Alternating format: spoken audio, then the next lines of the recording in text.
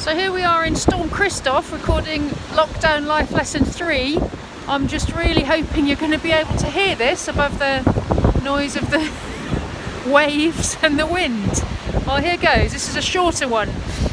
So this is again Casey to Ari in the scoop. Managed to get it the right way around this time.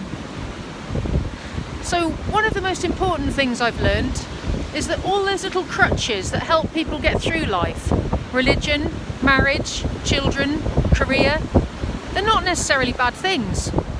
You just have to make them work for you and not the other way around. I think I was a bit scared of falling into bear traps, and I thought myself strong for avoiding them. But really I was just running away from things I didn't understand. But in this life you make your own rules. So just make sure that they're good and right and true for you, and then stick to them. Live your own life and be proud of who you are.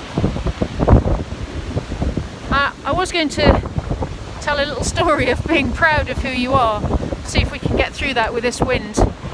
It was actually a time when a piece of advice from my dad wasn't the right thing to do, I think. It was just after I'd come out to my parents, and my parents were absolutely amazing about it. But the next week I got a letter from my dad. Now, it's I think the only letter I've ever had from my dad in his life.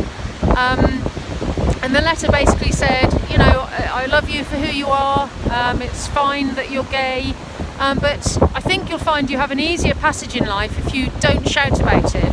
Just kind of keep it quiet. He didn't say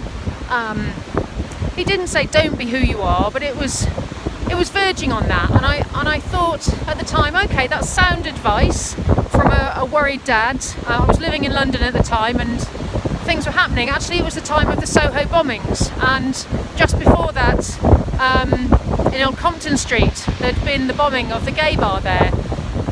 And so a week after this letter arrived from my dad, I found myself at a memorial for those who'd lost their lives in the Soho bombing.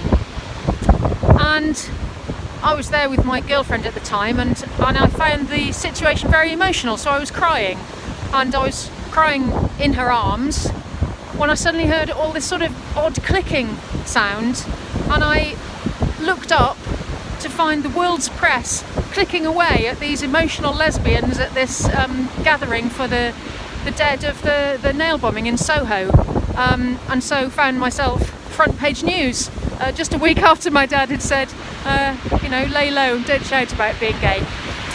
So I get why my dad said that, and I love him for saying it. But I think the message here is be proud of who you are.